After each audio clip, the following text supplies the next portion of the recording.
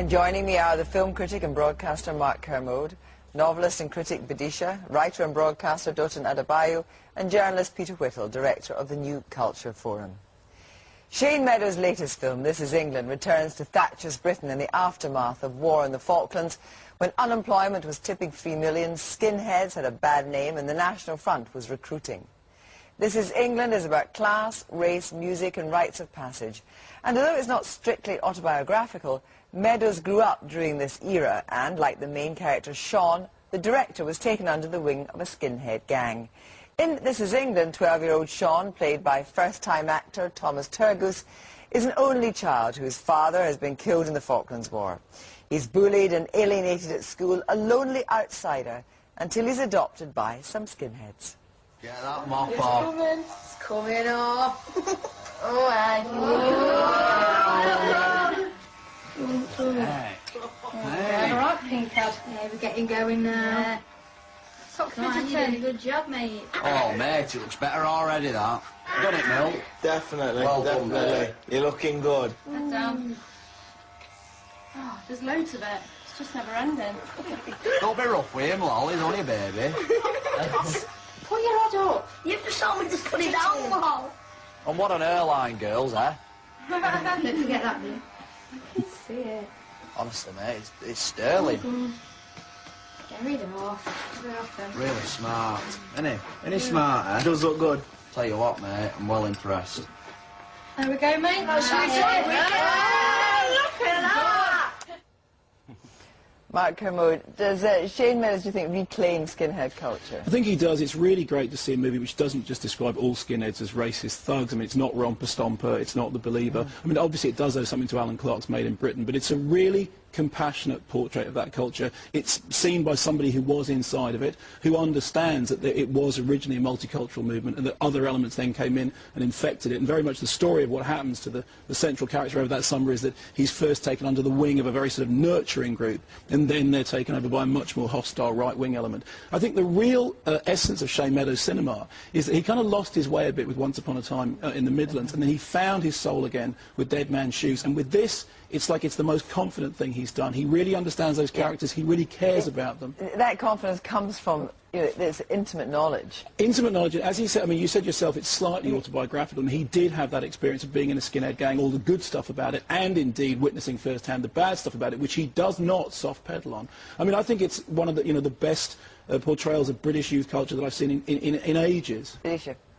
I would agree with that broadly. I think this film is a really interesting grab bag of 20 different ideas, and you could say that not all of them are brought out in full, because it's not just about youth culture and skinhead culture. It's also about masculinity, about what it's like to grow up without a dad, to miss a parent. It's a very simple coming-of-age tale, and I think what's really beautiful about it is that all the characters and all the narratives are working on a knife edge, so that at one moment you can have this beautiful natural banter between a group, and it's almost like looking at the royal family, or even a documentary. The acting is so virtuosic. It is very naturalistic, isn't it? Particularly the 12-year-old Turgoose. That's right, yes. I thought that actually he struck me as being rather too... He's meant to be 12, 13, isn't he? Yeah. He's very small, isn't he? It's interesting about his performance. There was something rather too knowing about it for me in some ways, I thought. Really?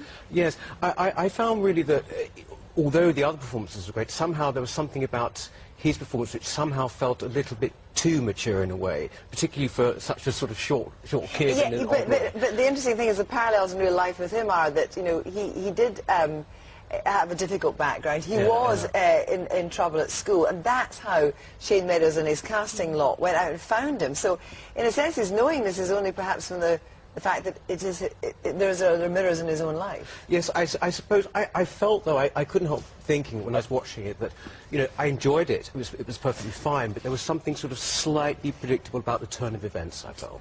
Do you think there was enough menace in the racism? Yes, there was. I mean, the racism creeps up on you. You know it's there. You know it's in the background. There's one black guy amongst all these skinheads.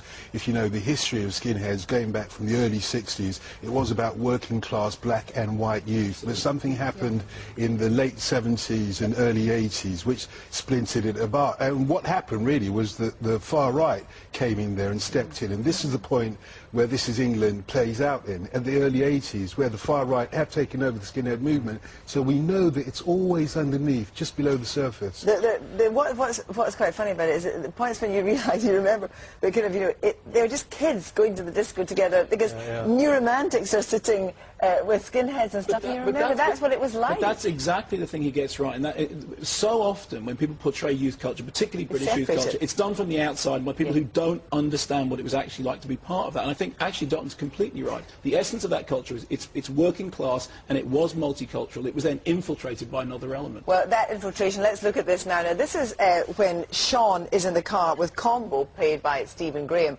and this is when he picks up the wrong father figure, as it were. In this scene, there's some pretty strong language, as you'd expect. Loved him, didn't you? Yeah. And then you lost him.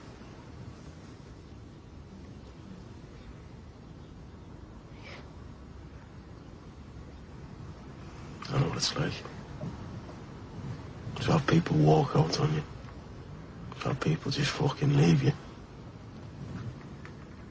Honest, lad. I know how you feel.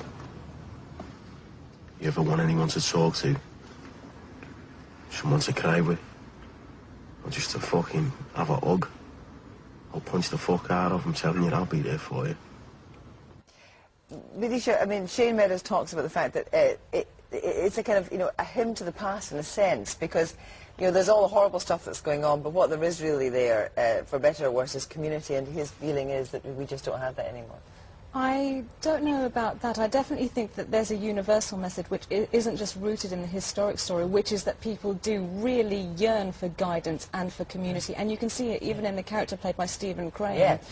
Without giving away the ending, you can see even in the scene we just saw that in his eyes there's this tremendous hatred and anger, and yet a terrible yearning and a loneliness, which is what I mean when I say that everything works on a knife edge, because just this moment of him being a very fatherly figure can spill over into something else. And what's clever about this film is that there is no glamorization whatsoever of racism, of that kind of machismo, of violence. It's just so sordid and destructive. But that sort of actually rather worried me, or rather the emphasis that the film put on it, is that you have the title This Is England, you know, which invites, you know, suggestion.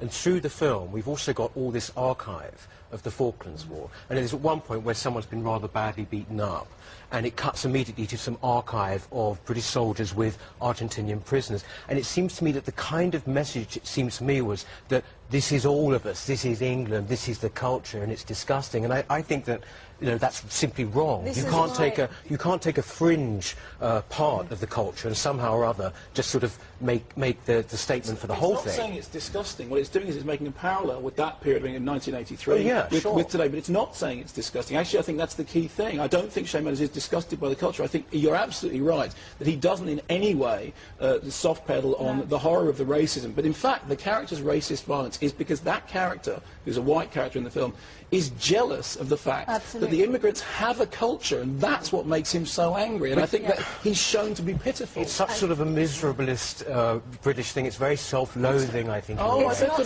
it's also the Falklands War was the backdrop to this period. Actually, what I see, what's going on when we have the flashbacks of the Falklands War, is that, look, you're comparing the Argentinian youth who were losing their lives in the Falklands with us here in Britain who are enjoying our lives being part of a youth culture. Those guys in Argentina had the rights to be skinheads, to be teddy boys, to be rude boys as much as us, except we were so far divorced from the reality of what was going on there. We were having a great time. I have to stop this, I'm afraid, and it's such a shame, but just want to say one final thing to you, Mark, on the question of the certificate in this. Now, this has an 18. Yes.